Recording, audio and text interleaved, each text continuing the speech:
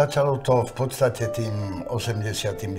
rokom, keď prišlo k veľkej zmene pád Berlínskeho múru a hlavne rozpad Juhoslávie. Ale pred tým rozpadom Juhoslávie čo sa ešte stalo? Bombardovanie Juhoslávie, ktoré odsúhlasil teda vzdušný priestor pre prelet amerických stíhačiek, aby mohli zbombardovať Belehrad, tak Mikuláš Dzurinda. To bol prvý zločinec vojnový, ktorý dovolil bombardovať Slovanov, teda Slovan, ako Dzurinda, Slovák, dovolil bombardovať Srbov. To ma vtedy veľmi mrzelo.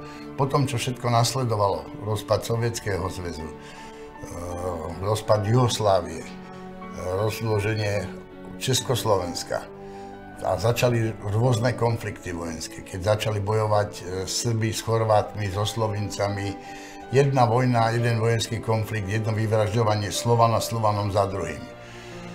Všetci sme veľmi pozorne sledovali, ako sa to dialo. A vtedy som si uvedomil už v tých 90. rokoch, že aký je to nezmysel. Čo dokáže tá sila, tá globálna moc takto rozoštvať proti sebe slovanské národy. Proste buď sme všetci takí neuvedomili, nechcem použiť termín hlúpy, že sa necháme rozoštvať medzi sebou a začneme sa vzájomne vraždiť. Oni nič iného, Anglosasi nechceli, len aby nemuseli oni priamo zabíjať alebo urobiť vojnu so Slovanmi, tak vyprovokovali presne tento konflikt tak, že aha, poštveme Srbov s Chorvátmi, so Slovincami a tak ďalej. Juhoslávia sa byla medzi sebou.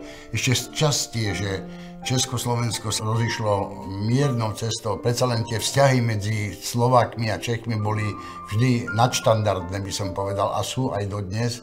Nebyť takých vlád, aké sú teraz v Čechách, alebo aké boli na Slovensku v éry Dzurindu alebo Matoviča a ďalších zločincov, pracujúcich nie pre svoj národ a pre svoj štát, pre svoju krajinu, pre svoju vlast, ale pre zahraničné veľmoci, ako sú Spojené štáty americké a západné krajiny.